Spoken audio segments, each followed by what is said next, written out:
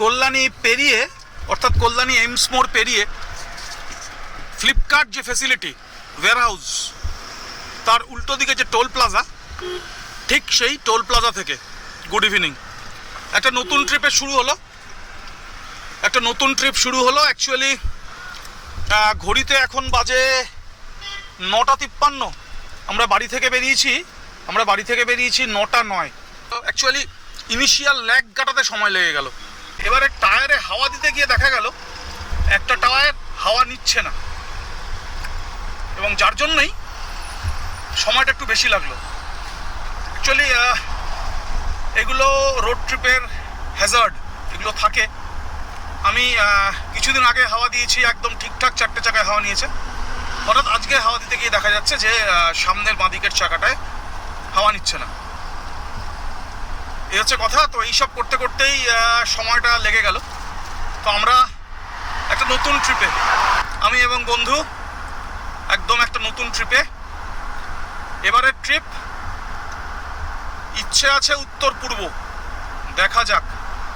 গতবারও বেরিয়েছিলাম উত্তর পূর্বে অনেকটা দেখবো বলে, কিন্তু যারা আমার ব্লগ দেখেন তারা নিশ্চয়ই জানেন যে আমাদের শিলংও আমরা ঢুকতে পারিনি। শিলংয়ের আগে থেকেই আমাদের ঘুরে চলে আসতে হয়েছিল, পরিস্থিতি এমন গেছিল। তো যাই হোক, এইবারও আমাদের লক্ষ্য উত্তর পূর্ব, দেখা যাক কত দূর হয়। আজকে রাত্রির আমরা জার্নি করব, গোটা রাত্রির আমরা জার্নি করব টুয়ার্ডস শিলিগুড়ি। কালকে ভোরে গিয়ে পৌঁছবো মংপং। মংপং মানে হচ্ছে একেবারে ডুয়ার্সের করিডোর। যারা মংপং সম্পর্কে খোঁজখবর নিতে চান, আমি আই বাটনে আমি লিঙ্ক দিয়ে দেবো, অবশ্যই মংপং সম্পর্কে খোঁজখবর পেয়ে যাবেন। ভীষণ সুন্দর জায়গা। মংপংয়ে কালকে থাকবো এবং পরশুদিন সকালবেলা আমরা টুয়ার্ডস গুয়াহাটি বেরোবো। এই হচ্ছে আপাতত আমাদের আইটিনারি। সঙ্গে থাকুন, জুড়ে থাকুন। শিলিগুড়ি অবধি রাস্তার সমস্ত খোঁজখবর পাবেন এবং নাইট ড্রাইভ সংক্রান্ত সমস্ত অভিজ্ঞতা আপনাদের সঙ্গে শেয়ার করতে করতে যাব। সঙ্গে থাকুন, জুড়ে থাকুন। আবার দেখা হচ্ছে। ঘড়িতে 10:44। ট্রিপে বলছে 67 কিলোমিটার মাত্র পার করেছি আমরা কৃষ্ণনগরে। একেবারে পান্থতীর্থের ওপরে যে ফ্লাইওভার, সেই ফ্লাইওভারে কয়েকটা কথা বলতেই হয়, অভিজ্ঞতা কিছু শেয়ার করতেই হয়। জাগুলি থেকে কৃষ্ণনগর পুরোটা অফরোডিং ছিল গত 2 বছর আগেও। আজকে দাঁড়িয়ে বিশেষ করে রাত্রেবেলায় আপনি টান হাইওয়ের দেখা পাবেন। একদম নর্মাল স্পিডে আপনি যদি গাড়ি রাখেন, আপনি খুব সুন্দর স্মুথ ড্রাইভ করার বা রাইড করার সুযোগ পাবেন। একদমই হচ্ছে কথা। আপনারা যদি উত্তরবঙ্গে যেতে চান, যে আপনি নিজে ড্রাইভ করে আসতে পারেন, আপনি নিজে রাইড করে আসতে পারেন, আপনি ভাড়া গাড়িতে আসতে পারেন।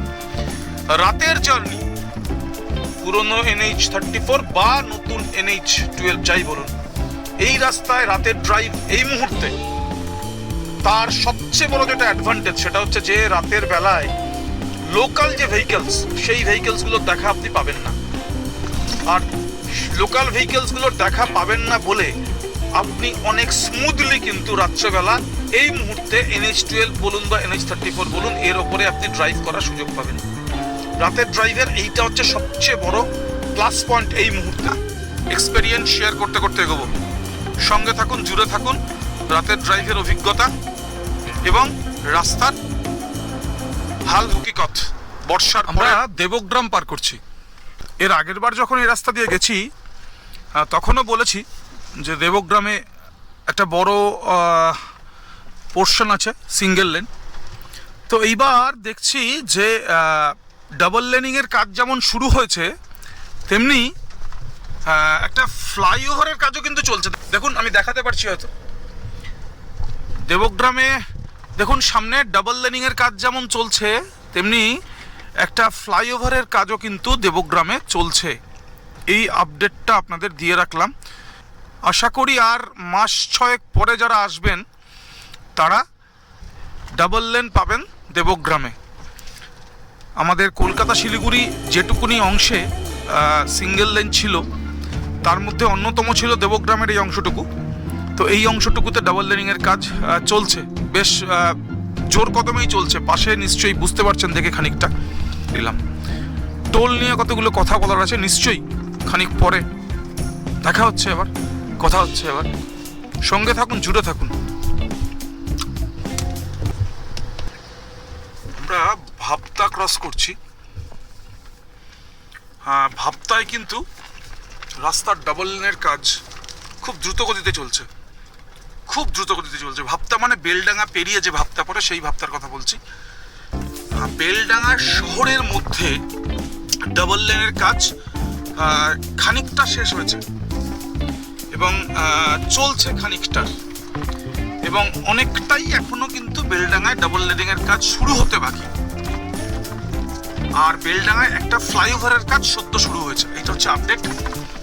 এই দেখুন ভাবতায় এখানে তো ডাবল লেন পাচ্ছি, এখানে কিন্তু রাস্তা চওড়া করার কাজ হচ্ছে। এবং এর আগে আমরা দেখে এলাম ভাবতায় কিন্তু ডাবল লেনের কাজ অনেকটা এগিয়ে গেছে, অনেকটা এগিয়ে গেছে। মানে আর কিছুদিনের মধ্যে, আর 2-3 মাসের মধ্যে ভাবতায় কিন্তু আমরা ডাবল লেন পেয়ে যাব। এখন অবধি যা পরিবেশ, যা পরিস্থিতি, তাতে এই কথা বলা যায়। তো এই হচ্ছে রাস্তা সম্পর্কে আপডেট। যে যে জায়গাগুলোতে সিঙ্গেল লেন ছিল, দেবগ্রাম সেখানে কাজ হচ্ছে, আপনার বেলডাঙ্গায় কাজের গতি খানিকটা স্লথ, শহরের মধ্যে খানিকটা কাজ হয়েছে, একটা ফ্লাইওভারের কাজ সদ্য শুরু হয়েছে। আর ভাবতায় কিন্তু আর কিছুদিনের মধ্যে ডাবল লেনের কাজ সম্পূর্ণ হবে। এই হচ্ছে কথা। চলুন এগিয়ে যাই, আবার দেখা হচ্ছে, আবার কথা হচ্ছে। ঘড়িতে 11:57। ট্রিপ এ বলছে আমরা 146.9, মানে ধরে নিন 147 কিলোমিটার পার করেছি। আমরা এসে হাজির বহরমপুর বাইপাসের মুখে। ফোটা ফোটা বৃষ্টি হচ্ছে, আমরা একদম বহরমপুর বাইপাসের মুখে এসে উপস্থিত। তালখোলা 261, মালদা 135। আমরা ফেলে এলাম বাঁ হাতে সারগাছি বাইপাস। মানে এই বহরমপুর বাইপাস হওয়ার আগে যে রাস্তা ধরে আমরা বহরমপুর শহরকে খানিকটা বাইপাস করার চেষ্টা করতাম, স্বামী অখণ্ডানন্দ সরণি, যেটা বিখ্যাত হয়েছিল সারগাছি বাইপাস নামে। তো সেই রাস্তাটাকে ফেলে এলাম। এই বাঁদিকে বলরামপুর হল্ট, এই যে বাঁদিকে বলরামপুর হল্ট, বাঁদিকে ঢুকে যাচ্ছে বহরমপুর টাউন। আর আমরা ধরে নিচ্ছি বহরমপুর বাইপাস। বহরমপুর শহরকে রাত্রেবেলা পাশ কাটাতেও কিন্তু যথেষ্ট বেগ পেতে হতো, যথেষ্ট বেগ পেতে হতো। সেই যন্ত্রণার থেকে মুক্তি দিয়েছে এই বহরমপুর বাইপাস, নিঃসন্দেহে বলা যায়। রাতের ড্রাইভ নিয়ে কথা বলছিলাম। রাতের ড্রাইভের বাস্তবিক কিছু অসুবিধা আছে, নিঃসন্দেহে আছে। সব কিছুর সুবিধা, সব কিছুর অসুবিধা দুটোই থাকে। সুবিধা অসুবিধা যে কোনো কিছুর ক্ষেত্রে হাত ধরাধরি করে চলে। তো রাতের ড্রাইভের ক্ষেত্রেও সেই কথা বলা যায়। অসুবিধা যেমন আছে, আর একটা সুবিধা যেটা সেটা বলবো, সেটা হচ্ছে যে রাত্রের বেলায় স্পিড কমানোর জন্য যে ব্যারিয়ারগুলো দিনের বেলা দেওয়া থাকে, রাতের বেলা কিন্তু এই NH12 বলুন বা এই NH34 যাই বলুন, এখানে কিন্তু সেই ব্যারিয়ারগুলোকে রাতের বেলায় দেখা যায় না।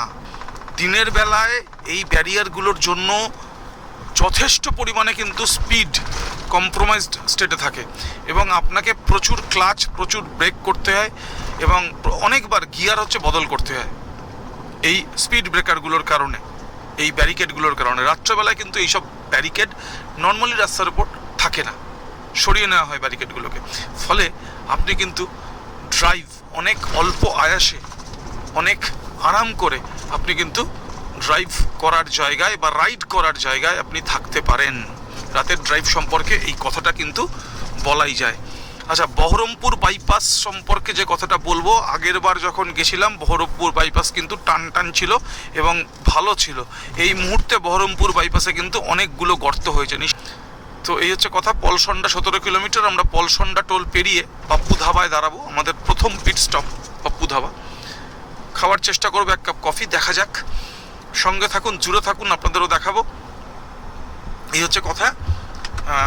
আর টোল সম্পর্কে যেটা বলবো সেটা হচ্ছে যে এই মুহূর্তে আমি যেটা করলাম সেটা হচ্ছে যে অ্যানুয়াল পাস টোলে। আপনারা সবাই জানেন যে 15ই আগস্ট থেকে চালু হয়েছে অ্যানুয়াল পাস, এই সিস্টেমটা টোলের ক্ষেত্রে। এবং 3000 টাকা আপনি যদি একবারে দেন, আপনি 1 বছরের জন্য 200টা টোল আপনি পেরোতে পারবেন। তো আমি আগের বারে যখন পুরী গেলাম তখন যেহেতু আমার ফাস্ট্যাগের টাকা ছিল, ফলে আমি অ্যানুয়াল পাসটা সে সময় করিনি। তো এবারে আমার মনে হলো যে অ্যানুয়াল পাসটা করে নেওয়া উচিত, এবং আমি অ্যানুয়াল পাসটা করে নিলাম। আমি আজকেই করলাম অ্যানুয়াল পাস, এবং রাজমার্গ বোধহয় যে অ্যাপটা আছে, আমি দেখাচ্ছি আপনাদের, ওই অ্যাপটা ডাউনলোড করলাম এবং ওই অ্যাপ থেকেই আমি পাসটা করলাম আর কি, এবং সুন্দরভাবে কিন্তু অ্যাক্টিভেট হয়ে গেল কোনো অসুবিধা ছাড়াই। ফলে টোলের হিসাব এখন আর আলাদা করে কিন্তু দেবো না। আমি আপনাদের বলবো যে যারা আপনারা রোড ট্রিপার বা রোড ট্রিপ যারা করেন এবং ফ্রিকুয়েন্টলি যারা রাস্তায় বেরোন, তাদের কিন্তু আমার মনে হয় এই 3000 টাকার এই ফাস্ট্যাগের যে অ্যানুয়াল পাস, এটা করে নেওয়া কিন্তু লাভজনক হবে।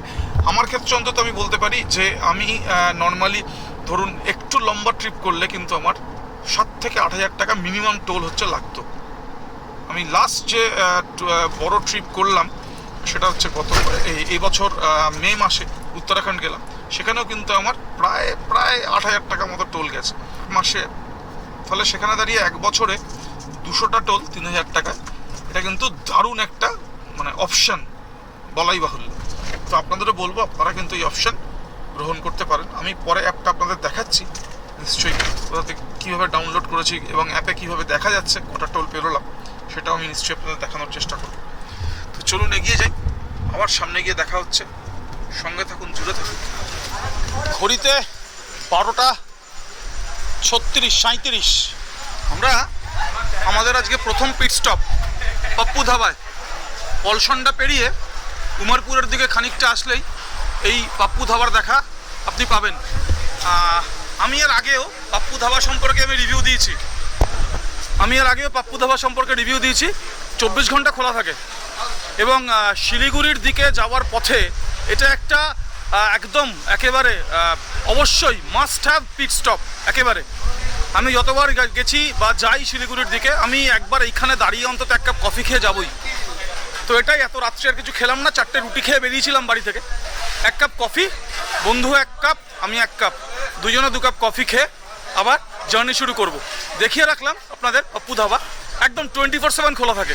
পলসন্ডা টোল পেরিয়েই খানিকটা আসতে হবে, লালবাগের যে মোড়, সেই লালবাগের মোড় ছাড়িয়ে আরেকটু এসেই বাঁ হাতে টুয়ার্ডস মালদা আপনি পেয়ে যাবেন পাপ্পু ধাবা। এই চলুন আবার দেখা হচ্ছে, আবার কথা হচ্ছে। টোল নিয়ে কতগুলো কথা নিশ্চয়ই বলবো। রাজমার্গ যাত্রা অ্যাপ খুব সুন্দর অ্যাপ এবং যথেষ্ট সুন্দর কাজ করছে। অবশ্যই আপনাদের সঙ্গে শেয়ার করবো আমার অভিজ্ঞতা। সঙ্গে থাকুন, জুড়ে থাকুন। জ্যামটা হয় রীতিমতো এক প্রস্ত কাটাকুটি খেলে, খানিকটা কুস্তি করে বলতে পারেন। অবশেষে দেখেই বুঝতে পারছেন ফারাক্কায় এসে হাজির হলাম। এক প্রস্ত রীতিমতো কুস্তি করে বলতে পারেন। ঘড়িতে 2:06, এখন অবধি পেরোলাম 247.9, মানে 248 কিলোমিটার। অ্যাকচুয়ালি অর্ধেক পথ এসছি, এ হচ্ছে কথা। প্রচুর জ্যাম ফারাক্কায়, বুঝতেই পারছেন, প্রচুর জ্যাম, বিভৎস জ্যাম। ফারাক্কার পাশে নতুন যে ব্রিজটা হচ্ছে, মানে পুরনো ব্রিজের পাশে নতুন যে ব্রিজটা হচ্ছে, সেই ব্রিজটায় কোনো আলো দেখছি না, সেই কারণে সেই ব্রিজটা দেখাতে পারছি না। তো এই হচ্ছে কথা। ভরা নদীও দেখানোর উপায় নেই কোনো, যেহেতু অন্ধকার। বৃষ্টি স্নাতে ফারাক্কা ব্রিজ একদম। আজ দিয়ে একটা মালগাড়ি যাচ্ছে, আর একেবারে ধীরে ধীরে আমরা এগিয়ে চলেছি আর এক প্রান্তের দিকে। ফারাক্কা ব্যারেজ পেরোতে অনেকটা সময় লাগছে।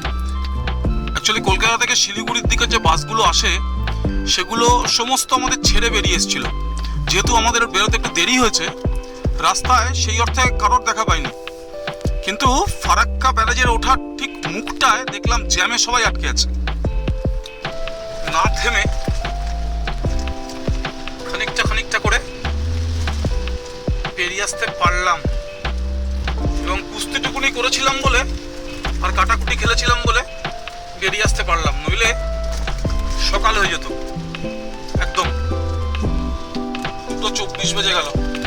এই ফারাক্কা ব্যারেজ ব্রিজ শেষ করলাম, এই আমরা মালদায় ঢুকলাম। একদম বৃষ্টি চলছে। চলুন আবার দেখা হচ্ছে খানিক পরে। ঘড়িতে 2:52। ট্রিপ এ বলছে 276.2 কিলোমিটার। আমরা এবার মালদা বাইপাস ধরে নিলাম, বাঁ দিকে চলে গেল মালদা শহর। আমরা মালদাকে বাইপাস করে আমরা মালদা বাইপাস ধরলাম। কথা হচ্ছে যেটা, সেটা হচ্ছে যে ফারাক্কার পর মালদার দিকে সুজাপুর কালিয়াচক রাস্তা কম বেশি ভালো। এই হচ্ছে প্রথম কথা। বৃষ্টিতে চালাতে সেই অর্থে অসুবিধা হচ্ছে না। রাস্তায় একটু জল জমে আছে মাঝে মাঝে, কিন্তু নর্মালি চালানো যাচ্ছে, অসুবিধা হচ্ছে না। এই হচ্ছে কথা। আর যেটা বলবো সেটা হচ্ছে, আপনাদের বলেছিলাম যে টোল অ্যানুয়াল পাস রাজমার্গ যাত্রা অ্যাপ আপনারা নিশ্চয়ই অনেকেই করেছেন। এই হচ্ছে রাজমার্গ যাত্রা অ্যাপ। এ দেখুন, রাজমার্গ যাত্রা অ্যাপ খুলে আমি গাড়ির নম্বরটা দিয়েছি, সাথে সাথে ওরা ফাস্ট্যাগটাকে নিয়েছে এবং আমাকে শুধু বললো যে চেক করে নিতে। আমি চেক করে নেওয়ার পরে ওরা পেমেন্ট প্রসেস ইনিশিয়েট করলো। পেমেন্ট কমপ্লিট করার পরে ওরা কিন্তু রেজিস্ট্রেশনটা করে দিল। খুবই সহজ, খুবই সহজ অ্যানুয়াল পাস যে অ্যাক্টিভেট করা, কোনো অসুবিধা নেই। আপনি net banking, credit card, debit card যে কোনো কিছু ইউজ করে আপনি হচ্ছে যে 3000 টাকা ওদের দিতে হয়। আর এই দেখুন অ্যানুয়াল পাস, এখানে জাস্ট ক্লিক করলেই ওরা দেখিয়ে দেবে 195টা টোল আমার এখনও বাকি আছে। একদম পরিষ্কার সুন্দর হিসাবটা কিন্তু আপনি পেয়ে যাবেন, চোখের সামনে আপনার হিসাব থাকবে। এই হচ্ছে রাজমার্গ যাত্রা অ্যাপ। তাই টোলের আর হিসাব আলাদা করে রাখছি না, আপনাদের দেখিয়ে রাখলাম, আমার অভিজ্ঞতাটা আপনাদের সাথে শেয়ার করে রাখলাম। পুরো রাস্তা জুড়েই বৃষ্টি চলছে, ফলে গাড়ির গতি কিন্তু যথেষ্ট কন্ট্রোলড, একেবারেই কন্ট্রোলড। আমি কোনোভাবে আমার কন্ট্রোলের বাইরে কখনোই গাড়ি চালাই না, এবং যেহেতু বৃষ্টি হচ্ছে, বৃষ্টি ভেজা রাস্তা, ফলে আমি একেবারে আলটিমেট কন্ট্রোলের গাড়ি হচ্ছে যে চালানোর চেষ্টা করছি। দেখা যাক, তাতে সময় হয়তো একটু বেশি লাগবে, কিন্তু নিরাপদে আমরা গন্তব্যে পৌঁছবো এই আশা রাখি। সঙ্গে থাকুন, জুড়ে থাকুন। দেখুন জল, দেখুন জল, দেখুন। আমি গিয়ার নামিয়ে নিলাম। আর যেটা বলবো সেটা হচ্ছে যে নাইট ড্রাইভের ক্ষেত্রে এই মুহূর্তে আপনার কিন্তু রাস্তায় খাবার দাবারের কোনো অসুবিধা হবে না।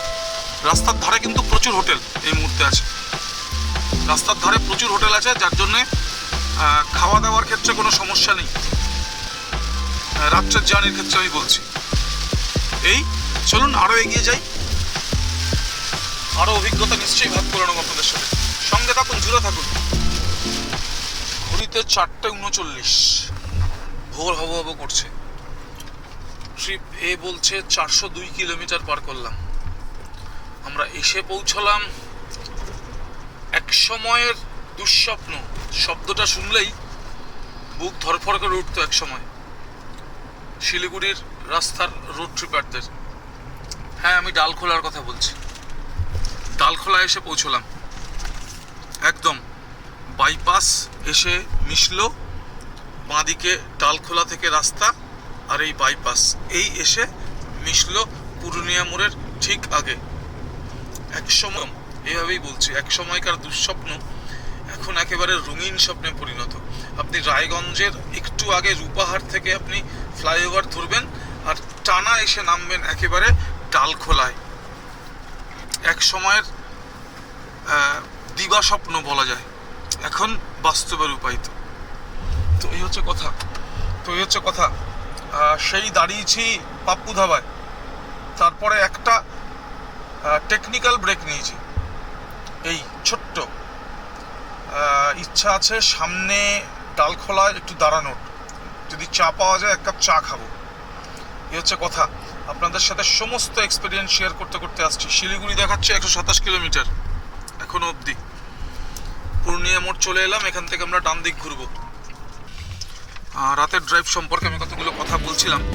আমি যে কথাটা বলতে চাই, এর আগের বারেও আমি একই কথা বলেছি যে রাতে ড্রাইভ করলে আপনি মনে করবেন না যে আপনি একা আছেন রাস্তায়, কখনো না।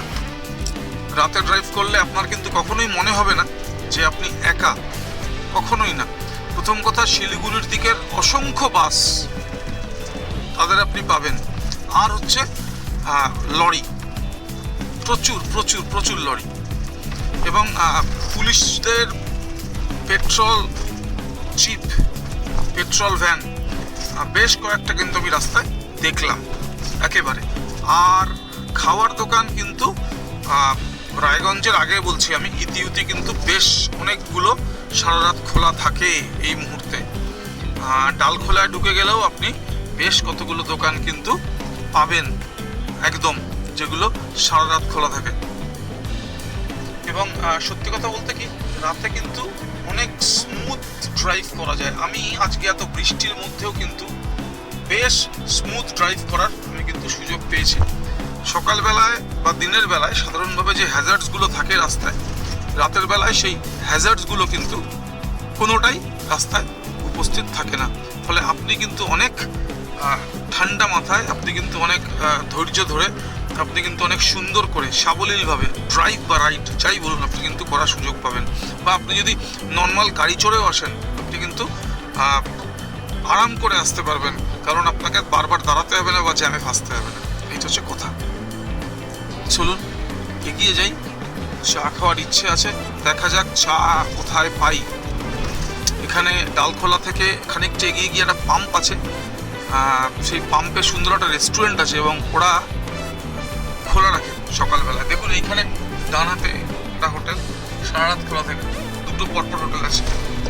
ডালখোলা থেকে ঘুরেই, পূর্ণিয়া মোড় থেকে বাঁ হাতে শিলিগুড়ির দিকে ঘুরেই পরপর দুটো হোটেল কিন্তু সারা রাত খোলা থাকে। কিষেনগঞ্জ দেখাচ্ছে 27, বাগডোগরা 117, কানকিধাম 12। চলুন এগিয়ে যাই, আবার দেখা হচ্ছে, আবার কথা হচ্ছে। ঘড়িতে 5টা 5। ডালখোলা পেরিয়ে এই কিলোমিটার 10 আসতে হবে। ডালখোলা পেরিয়ে যে টোল প্লাজা আছে, সেই টোল প্লাজাটা পেরিয়ে আর খানিকটা বাঁ হাতে এই পেট্রোল পাম্পটা আছে, ভারত পেট্রোলিয়ামের পেট্রোল পাম্প। এই পেট্রোল পাম্পের সঙ্গে একটা ধাবা আছে, সারাদিন দারুণ খাবার পাওয়া যায়। আর ভোরবেলায় শুধু চা। তো দাঁড়িয়ে গেলাম, চিটচিট করে বৃষ্টি হচ্ছে, সারা রাতের ক্লান্তিও আছে। তো এক কাপ কফি খেলাম, এক কাপ কফি খেয়ে একদম সুন্দর একেবারে টান হয়ে গেলাম আবার। তো আপনাদের বলা থাকলো, রাতের বেলা ড্রাইভ করলে চলে আসবেন ডালখোলা পেরিয়ে যে টোলটা আছে, জাস্ট টোল প্লাজাটা পার করে খানিকটা এসেই বাঁ হাতে ভারত পেট্রোলিয়ামের পেট্রোল পাম্প এবং তার সঙ্গে ধাবা, আর সকালবেলা চা একদম খেয়ে যাবেন, ভালো লাগবে।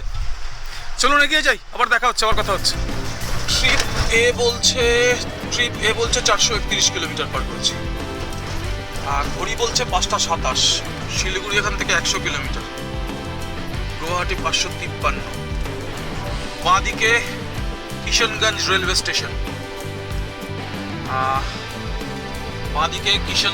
স্টেশন, ভোর হব করছে।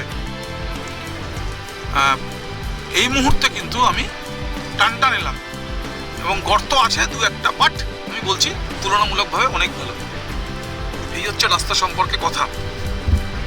আর নাইট ড্রাইভ সম্পর্কে যে কথাটা বলবো সেটা হচ্ছে যে আপনারা নিশ্চিন্তে ড্রাইভ বা রাইড করতে চাইলে আপনারা নাইট ড্রাইভ বা নাইট রাইড আপনারা করতেই পারেন, বা নাইট জার্নি করতে পারেন, অবলীলাক্রমে করতে পারেন, কোনো সমস্যা নেই। কফি খেয়ে চাঙ্গা, চলুন এগিয়ে যাই। আমরা এসে হাজির হলাম ঘোষপুকুর মোড়, বাঁদিকে চলে গেল বাগডোগরা, আমরা ধরলাম ফুলবাড়ি বাইপাস। আমরা ফুলবাড়ি বাইপাস ধরে আমরা শিলিগুড়িতে ঢুকবো। ঘড়িতে 6:34 আর ট্রিপ এ বলছে ঠিক 510 কিলোমিটার আমরা পার করলাম। আলো ফুটেছে এই মুহূর্তে 6:36। আমি কিন্তু খানিকক্ষণের মধ্যে শিলিগুড়ি ঢুকবো। কত ঘন্টা সময় লাগলো কি লাগলো এটা খুব সহজেই আপনারা বুঝতে পারবেন। এত বৃষ্টির মধ্যে আমি খানিকটা দেখানোর চেষ্টা করেছি।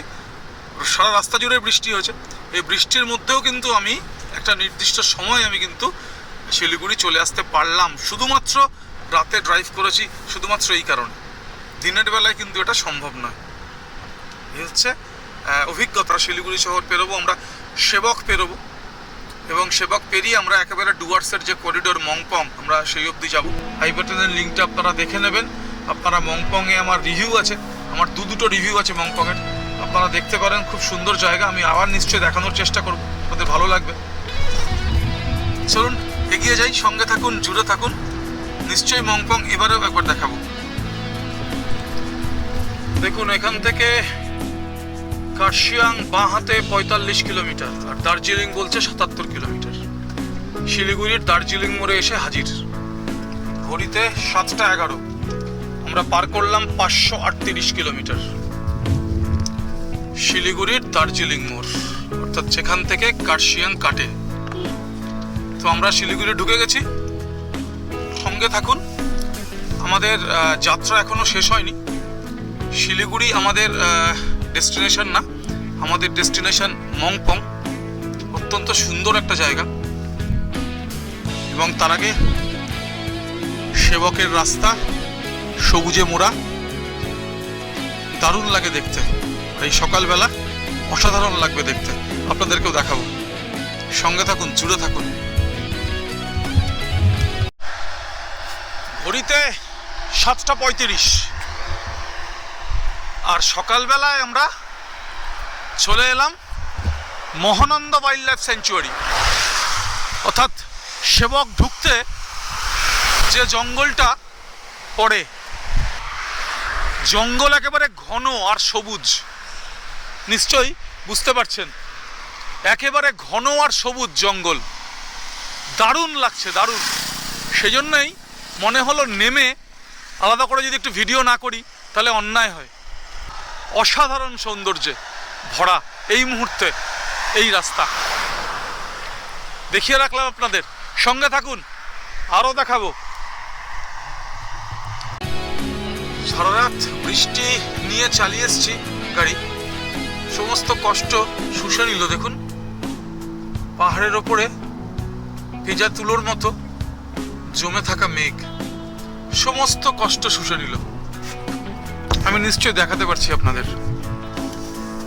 ভেজা তুলোর মতো মেঘ পাহাড়ের গায়ে লেগে আছে।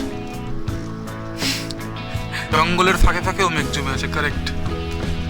আমরা ঢুকে গেছি সেবক। একদম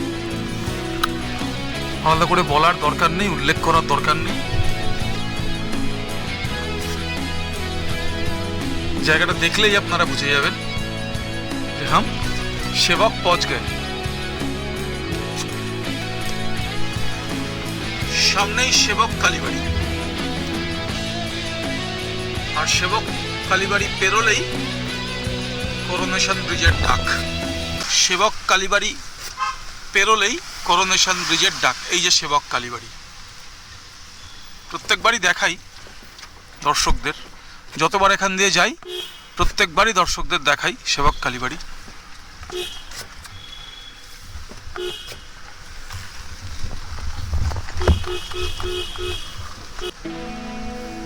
সেবক কালীবাড়ি পেরিয়ে মোড় ঘুরলেই একদম বয়ে চলা তিস্তা নদীর উপরে দাঁড়িয়ে থাকা বহু প্রাচীন করোনেশন ব্রিজ এখান থেকেই দেখা যাচ্ছে।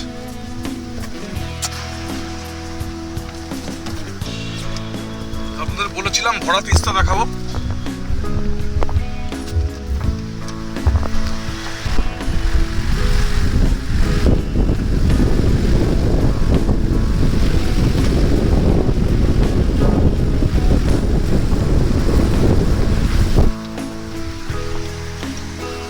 এই কালিম্পং ডিস্ট্রিক্টে ঢুকে পড়লাম। ঘড়িতে 7:54।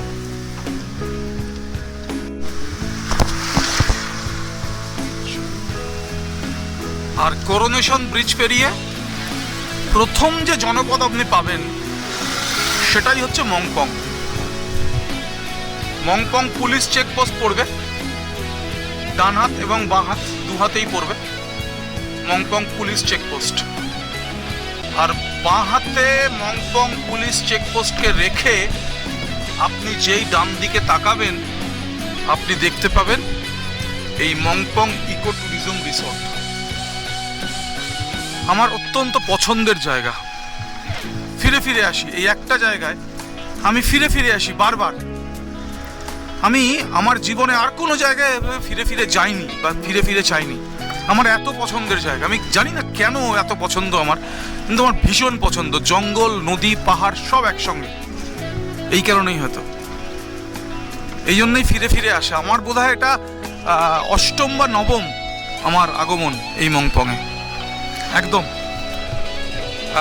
564.4 কিলোমিটার পথ পেরোলাম, ঘড়িতে 8টা 2। আমরা একদম welcome to Mongpong nature resort. এটা বানিয়েছে নতুন, আমরা এসে হাজির মংপংয়ে। আপনাদেরকে নিশ্চয়ই একবার ঘুরে দেখাবো, একটুখানি ঘুরে দেখিয়ে শেষ করবো ভ্লগটা।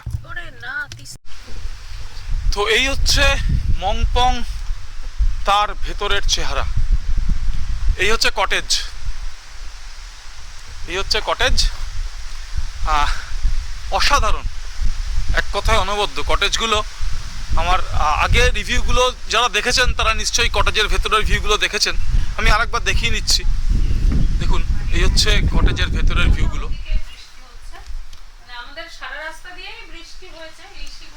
অসাধারণ ভিউ, অসাধারণ। সমস্ত কটেজগুলো থেকে প্রকৃতিকে একেবারে ছুঁয়ে থাকা যায়।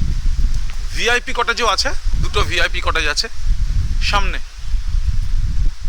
তো এই হচ্ছে পরিবেশ, এই হচ্ছে পরিস্থিতি। আমরা এসে পৌঁছালাম আমার প্রিয় জায়গায়। নন্দীদার অতটা প্রিয় না হলেও আমার অত্যন্ত প্রিয় জায়গা। সামনে আমি কতটা দেখাতে পারছি আমি জানি না, তিস্তার আদিগন্ত বিস্তৃত চর একদম। আর এই পাশটা হচ্ছে একেবারে জঙ্গল, মংপংয়ের জঙ্গল। মাঝে মধ্যেই হাতির পাল কিন্তু চলে আসে। একদম ইলেকট্রিক ফেন্সিং আছে এখানে, হাতির পালকে রোখার জন্য ইলেকট্রিক ফেন্সিং আছে এখানে, একদম ইলেকট্রিক ফেন্সিং আছে এখানে। ময়ূরের ডাক মাঝে মধ্যেই ভেসে আসে, ময়ূরের ডাক মাঝে মধ্যেই ভেসে আসে। আর সামনে দিয়ে হচ্ছে ট্রেন লাইন, ডুয়ার্সের যে ট্রেন লাইন চলে গেছে সোজা আসাম, এখন একেবারে সোজা চলে যাচ্ছে মিজোরামের সাইরাং, সেই রেল লাইন একদম নিচ দিয়ে রেলের আওয়াজটা যখন আসে, নিচ দিয়ে ট্রেনের হুইসেলের শব্দটা যখন জঙ্গল চিরে আসে, তখন একটা অন্য ভাইব তৈরি হয়। একদম একদম। তো এই হচ্ছে কথা। ভ্লগটা এখানে শেষ করব। আপনাদের বলেছিলাম মংপং একফালি দেখাবো, দারুণ জায়গা, আপনাদের নিশ্চয়ই ভালো লাগবে। আমি খানিকটা দেখিয়ে রাখলাম। আর যারা রিভিউ দেখতে চান, আমি আই বাটনে লিঙ্ক অলরেডি দিয়ে দিয়েছি, আপনারা গিয়ে মংপংয়ের রিভিউ দেখে নেবেন। আমার দুটো রিভিউ আছে, আমি দুটোরই লিঙ্ক আই বাটনে আমি দিয়ে দেওয়ার নিশ্চয়ই চেষ্টা করব। তো এই হচ্ছে কথা। আজকের ভ্লগ এখানেই শেষ করলাম। আশা করব ভ্লগটা আপনাদের কাজে লাগবে। নাইট ড্রাইভিং সম্পর্কে কথা বলেছি, রাস্তাঘাট সম্পর্কে কথা বলেছি, আমার অভিজ্ঞতা সম্পর্কে কথা বলেছি, কোথায় কোথায় খাওয়া যায় আমি খানিকটা দেখানোর চেষ্টা করেছি। আর যে কথাটা যুক্ত করব সেটা হচ্ছে, যে দুটো জায়গায় আমি দাঁড়িয়েছিলাম, দুটো জায়গাতেই কিন্তু সুন্দর ওয়াশরুম আছে। একদম পাপ্পু ধাবাতেও ওয়াশরুম খুব সুন্দর, এবং এই ভারত পেট্রোলিয়ামের যে পেট্রোল পাম্পের পাশে যে ধাবাটায় দাঁড়ালাম সেখানেও কিন্তু ওয়াশরুম খুব সুন্দর। একদম এই হচ্ছে কথা। শিলিগুড়ি থেকে পর্যন্ত 2বার সুন্দর ওয়াশরুম ব্যবহারের সুযোগ পাবেন এই দুটো জায়গায়। তো আমি চেষ্টা করেছি আমার অভিজ্ঞতা সম্পূর্ণভাবে আপনাদের সঙ্গে শেয়ার করতে। আশা করব আপনাদের ভালো লাগবে। ভালো লাগলে অবশ্যই কমেন্ট করে জানাবেন, আর লাইক করবেন, শেয়ার করবেন ভিডিও। আর যদি সাবস্ক্রাইব করা না থাকে অবশ্যই সাবস্ক্রাইব করে নেবেন। আপনাদের সাবস্ক্রিপশন আমাকে উৎসাহ যোগাবে। ভালো থাকবেন, সুস্থ থাকবেন। আবার দেখা হচ্ছে নতুন ভ্লগে।